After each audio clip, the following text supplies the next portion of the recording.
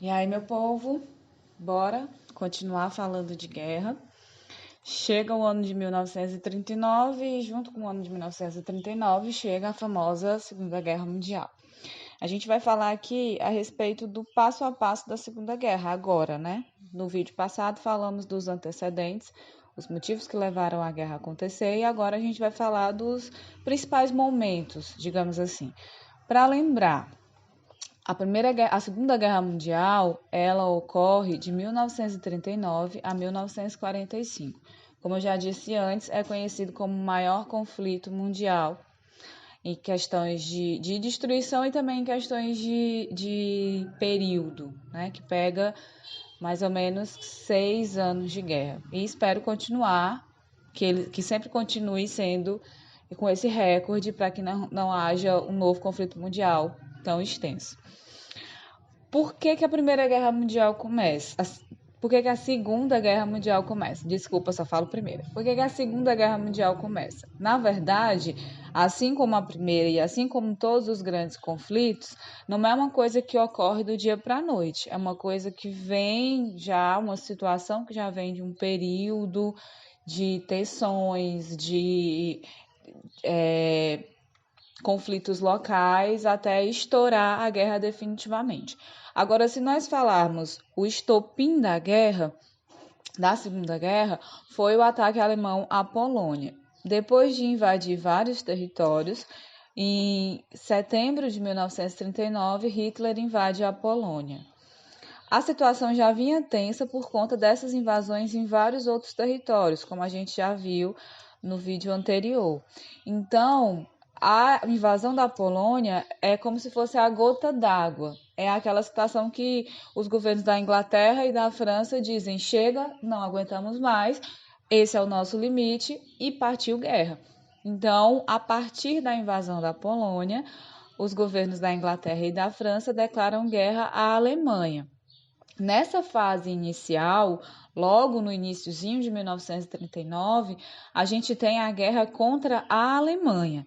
A Itália, apesar de ter um governo muito parecido com o governo do Hitler, a Itália ainda está se mantendo neutra, com a sua política de expansão territorial, especialmente focada na África, mas em termos de guerra ainda se manteve neutra. O Japão estava lá lutando isoladamente, né, até por ser na Ásia, contra a China. Então, a gente ainda não tem a guerra em blocos, assim, formada com a obrigação de todo mundo atacar todo mundo. Isso no iniciozinho de 1939. Posteriormente, a partir de 1940 e 41, vão se formar definitivamente os grupos que lutaram juntos no conflito mundial, conhecido como Segunda Guerra. Que grupos foram esses? As potências do eixo e as potências aliadas. Esses eram os dois blocos, digamos assim, né? Os dois grupos da Segunda Guerra Mundial. Formando as potências do eixo, a gente tem a Alemanha, Itália e Japão como líderes do bloco. E liderando as potências aliadas, a gente vai ter, a princípio, Inglaterra e França. Logo de início, declaram guerra à Alemanha e tudo mais. Depois vai entrar, mais ou menos na metade da guerra, vai entrar a União Soviética, os Estados Unidos e a nossa mais querida potência de guerra, o Brasil. Além de outros, né, que a gente não vai destacar aqui. Enfim, esses são os grupos, vamos dizer assim, que formam o cenário da Segunda Guerra Mundial. Obviamente, eu gosto sempre de lembrar que tem mais países do que esses envolvidos, a grande maioria envolvidos à força, não por opção. Mas aqui a gente destaca os principais, né? Claro.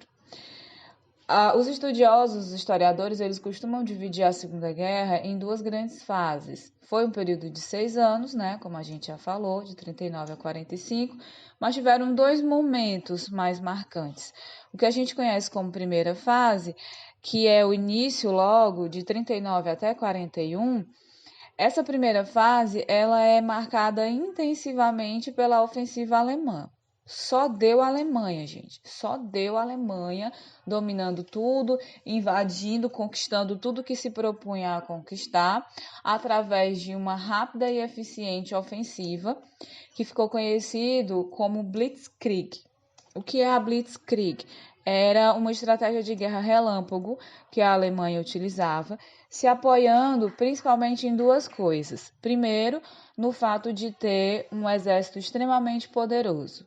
Podemos dizer assim, o maior exército da época. Na Europa, não tinha outro exército que batesse o exército alemão.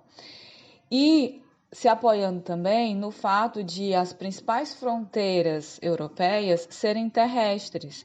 Então, ter um exército poderoso e fronteiras terrestres beneficiou muito essa ofensiva alemã. E logo na primeira fase da guerra, a Alemanha dominou geral. O mapa europeu ficou praticamente todo dominado pela bandeirinha nazista. Isso a gente chama de Blitzkrieg, que seria essa guerra relâmpago, por ser muito rápida, por ser uma ofensiva muito rápida, e fez com que a Alemanha, o Hitler e os líderes nazistas se achassem imbatíveis, porque eles estavam de fato conquistando tudo. Mas aí vem a segunda fase da guerra, que é o final, a metade final da guerra, que vai de 1942 até 1945, que é decisiva principalmente por conta da entrada da União Soviética e dos Estados Unidos na guerra. Quando a União Soviética já entra lutando diretamente contra a Alemanha para defender o seu território e já entra derrotando o exército nazista. Então já chega metendo o pé na porta, né? Porque não só entra lutando contra o exército nazista, mas também chega derrubando ele. A gente vai contar daqui a pouco. E também a entrada dos Estados Unidos, que é muito decisiva e que também ocorre nessa fase. E é decisiva por quê? Porque os Estados Unidos chegam com uma força extra, com dinheiro, com armas, com exército, no meio de uma guerra onde todas as potências já estão assim meio cambaleando, né? Meio ruim das pernas. E isso vai ajudar muito o lado que os Estados Unidos vai entrar. A partir do momento que entra a União Soviética e entra os Estados Unidos, a gente pode dizer que a gente tem essa mundialização do conflito, porque ele vai sair muito ali da centralização europeia. Os Estados Unidos ficam na América, né? E também esses Estados Unidos vão lutar diretamente contra o Japão. Então a gente tem aqui já 3 continentes envolvidos bem diretamente na guerra. Por isso que a gente costuma dizer que tem essa mundialização do conflito. Isso nessa segunda fase, né? Mas falando aqui do passo a passo, do processo de evolução do conflito. A guerra começa em 1939, muito centralizada nos ataques da Alemanha aos países que ela quer conquistar e da resistência da Inglaterra e da França à Alemanha. Em 1940, já um ano depois da declaração de guerra oficial, o governo da Itália vai oficialmente entrar no conflito, declarando guerra à Itália, à Inglaterra e à França e se aliando à Alemanha, né? Então, forma-se o que a gente conhece como bloco nazi-fascista, que é o bloco formado por Itália e Alemanha, liderados por Hitler e Mussolini, essa dupla dinâmica aí, Pink e o cérebro. E dias depois dessa aliança entre Alemanha e Itália, vai ocorrer a invasão da França pelo exército nazista e a consequente rendição francesa. Oficialmente, a França se rende quando Hitler, o exército nazista, na verdade, chega à região de Paris e domina a cidade de Paris. Hitler não vai perder a oportunidade de tirar uma foto em frente à Torre Eiffel. Não julgo, porque quando eu for lá também eu vou tirar, se Deus quiser. E aí essa foto é divulgada para o mundo como a comprovação de que a Alemanha chegou na França. Lembrando que a França é uma das principais lideranças do grupo dos aliados, né? Então quer dizer que a Alemanha já conquistou um dos seus principais inimigos. Só restava agora a próxima, que era a Inglaterra. Já vou dando um spoiler aí que eles tentam invadir a Inglaterra, mas não conseguem. Muito por conta da geografia da Inglaterra, por estar numa ilha, pela força da marinha inglesa também, que consegue resistir, e pelo fato de os alemães terem um exército muito forte por terra, mas não tão forte assim por ar e por mar. Apesar de tentarem, a Alemanha mandou a sua força aérea para a Inglaterra para tentar invadir, mas não conseguiu, né? Chegamos em 1941. O que vai acontecer em 1941?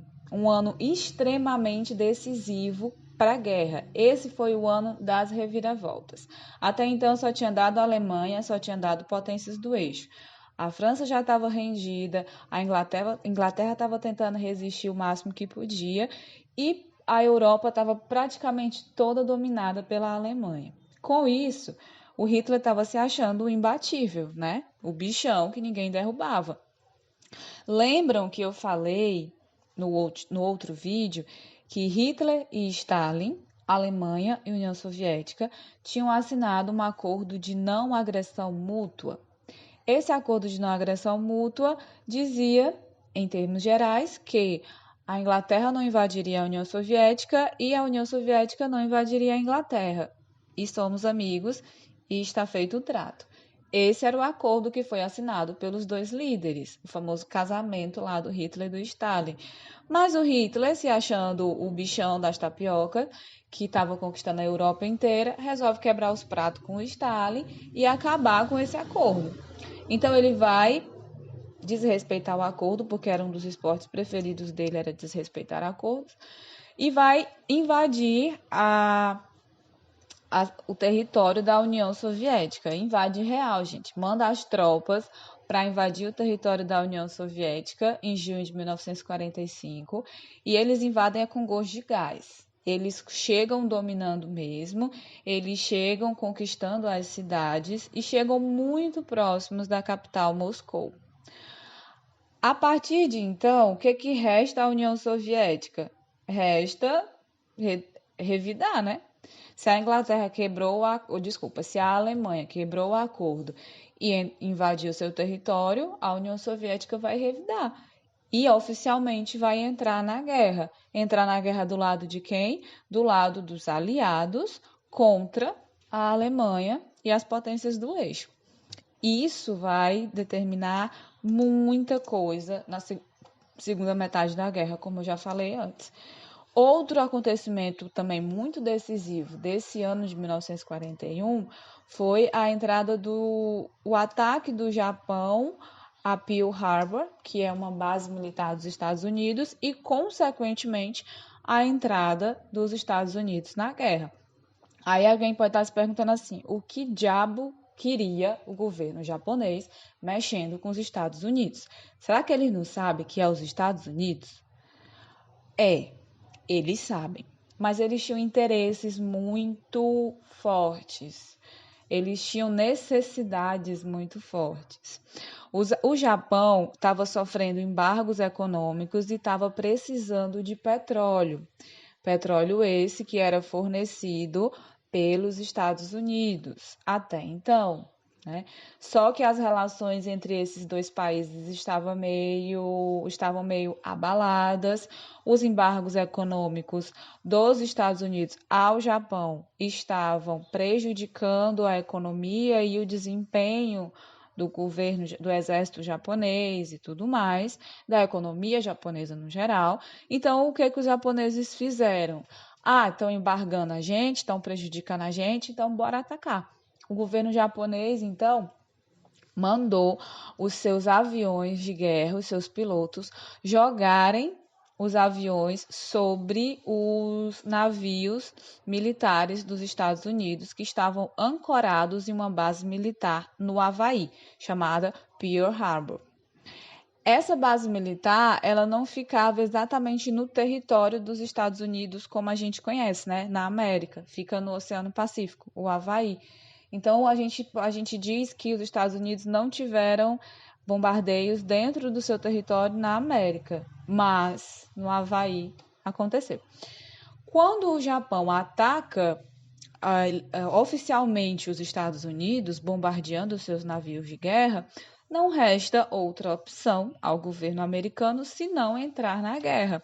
Também, até então, o governo americano estava neutro, estava negociando com os dois lados, ganhando seu bom dinheirinho, seus bons dólares, como sempre. Mas, a partir do momento que é atacado pelo Japão, né, no dia seguinte, logo ao ataque, o Congresso dos Estados Unidos vai aprovar a declaração de guerra contra o Japão. Como a gente já está falando de uma guerra mundial que tem blocos formados, declarar guerra contra o Japão quer dizer declarar guerra contra as potências do eixo a favor das potências aliadas. Então, aquele grupo dos aliados que tinha Inglaterra, França, que estava ocupada pela Alemanha, mas era França ainda, né?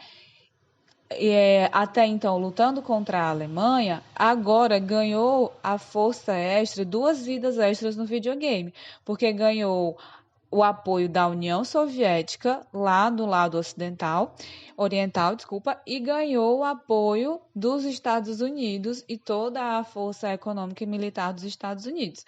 Então, agora, meus amigos, a partir de 1941, os aliados vêm com tudo. E aí vazou essa imagem do Stalin depois de receber a notícia da quebra do acordo do Hitler. Stalin pensou assim, Hitler, pelo amor de Deus, para que tu fez isso? Mas, né, fazer o quê?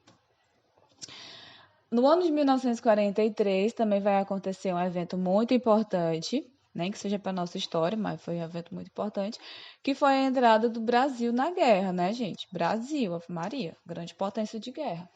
O Brasil ele vai entrar oficialmente na guerra em 1943. Por que o Brasil decide entrar na guerra? Até então também a gente estava aqui assistindo a guerra acontecer, de olho no que estava rolando, porque o Brasil tinha interesses econômicos tanto com as potências do eixo, especialmente com a Alemanha, quanto com as potências aliadas, especialmente Inglaterra e Estados Unidos, mas só de olho. Em 1943, acontece oficialmente a entrada do Brasil na Segunda Guerra Mundial. E por que que o Brasil entra? Porque a Alemanha, através dos seus submarinos de guerra, vão bombardear navios brasileiros que estavam aqui na nossa costa, mais ou menos aqui na região nordeste do Brasil. No mar, tá, gente? Nos mares da região nordeste brasileira. Os alemães bombardeiam os nossos navios, então o que que resta ao Brasil? Declarar guerra à Alemanha, né? O presidente da época, presidente Getúlio Vargas, oficializou o apoio aos aliados, às potências aliadas, e declarando guerra oficialmente às potências do eixo, em especial à Alemanha, em resposta a esses ataques. É muito importante a gente lembrar que, além dos ataques, o Brasil, nessa época, já tinha uma série de acordos econômicos com os Estados Unidos, né? Então, assim, não é só a Alemanha ter atacado o Brasil, é também o fato de o Brasil, de certa forma, depender economicamente dos Estados Unidos e ter que segui-lo. Aquela velha história de onde a vaca vai, o boi vai atrás. Rola boatos, né? Há boatos de que o Hitler tinha essa imagem aí salva na sua galeria, porque se nós formos falar em questões de ideologia política, a ideologia política de Getúlio Vargas, ela se identificava muito mais com as características do Hitler nesse momento em que ele estava comandando uma ditadura aqui no Brasil também. Há boatos de que o Vargas curtiu essa imagem aí. Não sei se é verdade. Mas por questões econômicas, ele é obrigado, né, de certa forma, assim, bem entre aspas, mas obrigado a entrar na guerra do lado dos aliados contra a Alemanha. E graças a Deus, né, gente? Bora combinar. A partir daí, a partir de 1940, final de 41, início de 42, a gente tem o início do fim da Segunda Guerra Mundial, podemos dizer assim. Tudo começa com a derrota nazista na União Soviética. até a entrada do exército nazista na União Soviética, eles não tinham perdido nada. Tinham tentado invadir a Inglaterra, não tinha dado certo, mas não tinha, né, a gente nem considera assim uma grande derrota. Mas, entre junho de 1941 e agosto de 1942, olha que foi muito tempo de batalha, os exércitos alemães nazistas avançaram pelo território da União Soviética. E como eu disse, a princípio eles chegaram com tudo. Entraram real oficial, dominando o território da União Soviética, quase chegaram na capital Moscou. Mas antes de chegar na capital Moscou, chegaram na cidade de Stalingrado, que era também uma importante cidade da época da União Soviética. E em 1942 ocorre a famosa Batalha de Stalingrado, que foi um dos eventos mais marcantes, mais famosos, podemos dizer assim, da Segunda Guerra Mundial. O que acontece na Batalha de Stalingrado? O exército alemão até então vem dominando tudo, inclusive o território soviético. Né? Só que é um período, gente, longo, de 1941 até 1942. A partir da Batalha de Stalingrado, o que aconteceu? A Alemanha seguia nos seus campos de batalha, só que o tempo ia passando e as estações do ano iam passando também. O Stalin joga essa indireta aí no Twitter, mas o Hitler não pegou. Problema dele, né? As tropas nazistas já estavam há muito tempo no campo de batalha, já estavam há muito tempo se desgastando ali. Junto com esse período de desgaste, chegou também a época do inverno. E a gente não está falando do nosso inverno aqui, não, gente. A gente não está falando do frio da sala da EP, que vocês botavam o casaco e já estavam reclamando. Não, a gente está falando do inverno russo. O inverno russo é mais ou menos assim, 20 graus abaixo de zero, né? No campo de batalha nós estamos falando. Nós não estamos falando do pessoal na frente da lareira, bem aquecido. A gente está falando do campo de batalha.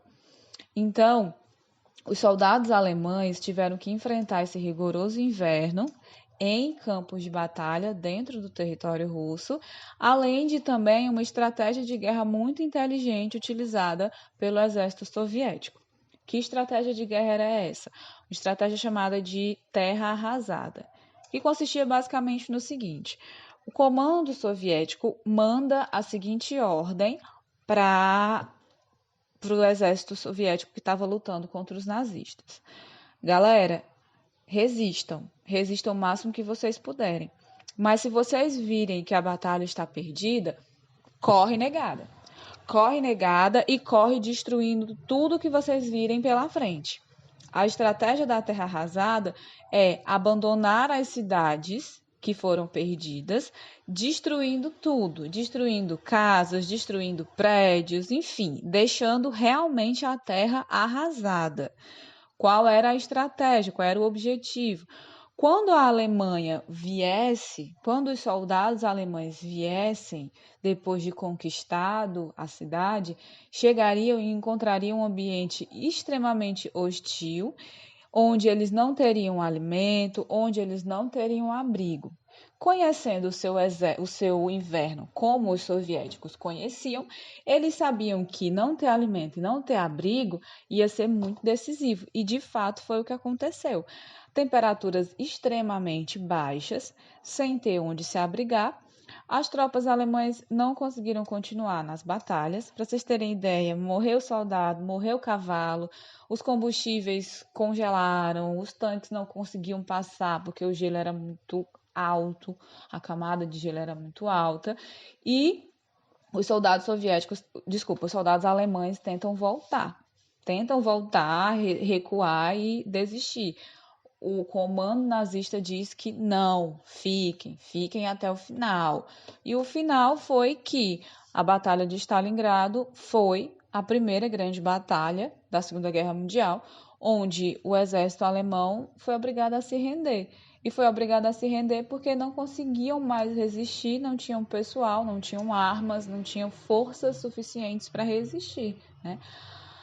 Então eu deixo essa lição aqui para vocês, viu? Quando vocês se sentirem um idiota, lembre-se da estratégia do Hitler, que ele achava que era invencível, mandou quase 3 milhões de soldados para a União Soviética para morrer congelados. Então eu deixo esse consolo aqui para vocês, tá? E também vazou esse Twitter aí, que eu acho que é do Stalin, deve ser um fake do Stalin, mandando dizer pro Hitler isso aí, que eu acho é pouco também. E aí, a partir dessa derrota na Batalha de Stalingrado, a gente tem a comprovação de que o exército nazista não é invencível. Né? Junto com essa derrota, também vai vir as consequências do apoio dos Estados Unidos ao grupo dos aliados, que, como eu falei, foi extremamente decisivo. Quando os Estados Unidos entram, eles entram com toda a sua força industrial, que agora foi posta a serviço da guerra. Então, eles têm armamentos, eles têm estratégias, eles têm exército, tudo ali à disposição dos aliados. Não é mais só Inglaterra e França. A gente tem a União Soviética e tem o Megazord do Power Ranger, né, gente? Os Estados Unidos. Então, em 1942, os Estados Unidos começam a bombardear, juntamente com os ingleses, grandes cidades alemãs para enfraquecer a indústria alemã, para enfraquecer as zonas petrolíferas dos nazistas, e aí isso vai paralisar a indústria bélica alemã, ou seja, eles não vão ter mais condições de produzir armas, o que, consequentemente, enfraquece muito o exército. Então, nos anos finais da Segunda Guerra, a gente pode dizer que foi marcado pela perda de territórios por parte das potências do eixo e recuperação de territórios por parte dos aliados. Né? Enquanto na primeira fase eram as potências do eixo lideradas pela Alemanha dominando tudo, agora a gente tem na segunda fase as potências aliadas recuperando esses territórios e derrotando a Alemanha, Itália e Japão. Como consequência dessa mudança aí da guerra, dessa reviravolta na guerra, a gente vai ter a queda do eixo na Europa, a queda das potências do eixo na Europa, é importante frisar. Em 1942 ainda, as forças aliadas, muito por conta da Inglaterra e dos Estados Unidos, obrigaram os italianos a se render na África. Isso vai enfraquecer muito as forças de Mussolini. E em 1943, as tropas aliadas vão desembarcar na Sicília, que é o território italiano, e vão iniciar a invasão à Itália. É nesse período aqui que o Brasil está junto, que as tropas brasileiras estão juntas. Os soldados brasileiros vão lutar especificamente na Itália contra as potências do eixo, do lado da Inglaterra e dos Estados Unidos. Em 1944, os aliados reconquistam Roma, avançam até o norte do país, porque lá ainda tem algumas tropas alemãs resistindo, e a rendição final da Itália vai ocorrer em 2 de maio de 1945. Os livros de história não dizem, mas eu acho que isso só ocorreu porque o Brasil estava ali, né, gente? O Brasil estava lutando. Bora puxar a sardinha para o nosso lado. O Mussolini e alguns dos seus principais líderes, incluindo a sua esposa, seus principais parceiros, incluindo a sua esposa, foi preso pelas tropas italianas da resistência, apoiados pelos aliados, e foi executado em praça pública em 29 de abril de 1945. Essa imagem aqui é o Mussolini, a esposa dele e mais alguns dos seus principais aliados executados e a galera comemorando a morte deles, já em abril de 1945. Então, o que a gente entende? A Alemanha está sozinha, né? A principal aliada da Alemanha, que era a Itália, já tinha caído. Então, no dia 6 de junho de 1944, as tropas aliadas vão desembarcar na Normandia, que é uma região de litoral da França. E vão, a partir de então, iniciar um intenso ataque às tropas alemãs que estão lá em território francês. Esse dia é conhecido na França como Dia D, é um dos dias mais importantes para a história da França. Lá é extremamente comemorado até hoje. Depois que conseguem controlar a Normandia, as tropas aliadas vão avançar até Paris, capital da França, e vão libertar a capital e oficialmente o país, França, em 25 de agosto de 1944. Então, Itália destruída, rendida, França recuperada, próximo passo, partiu a Alemanha. E a Alemanha cada vez mais sozinha na situação. Só que a gente está falando de Hitler, né, gente? Mesmo com todas as derrotas, mesmo com toda a situação contrária, o comando nazista, Hitler e companhia, não desistem, não se rendem, dizem que vão lutar até a morte. E é isso que acontece. Os tribunais obrigavam a população a lutar, a população era obrigada a lutar, mesmo que não quisesse. Soldados, até crianças eram obrigadas a lutar. Em 25 de abril de 1945, a cidade de Berlim foi totalmente cercada pelas tropas aliadas, tentando obrigar o exército nazista a se render. Mas em 30 de abril, Hitler, sua esposa Eva Braun e o seu principal parceiro, Joseph Goebbels, um dos seus principais parceiros, se suicidaram na cidade de Berlim, em um bunker que o Hitler mantinha, um local de proteção, se suicidaram. E a partir de então, a partir do suicídio de Hitler, a Alemanha ficou oficialmente sem líder, né? Então foi só uma questão de dias. Dia 30 de abril, Hitler morre e no dia 8 de maio de 1945, a Alemanha se rende oficialmente e na Europa a gente tem o final da guerra. Essa data é considerada o dia da vitória na Europa porque foi o dia da rendição alemã. Não tinha mais potências do eixo na Europa e oficialmente os aliados venceram. Porém, continua. Por que continua? Porque a gente está falando de guerra mundial, a Europa se rendeu, mas ainda tem Ásia, né, gente? Ainda tem Japão, que a gente vai falar em outro momento. Por enquanto é só. E aí, meu povo,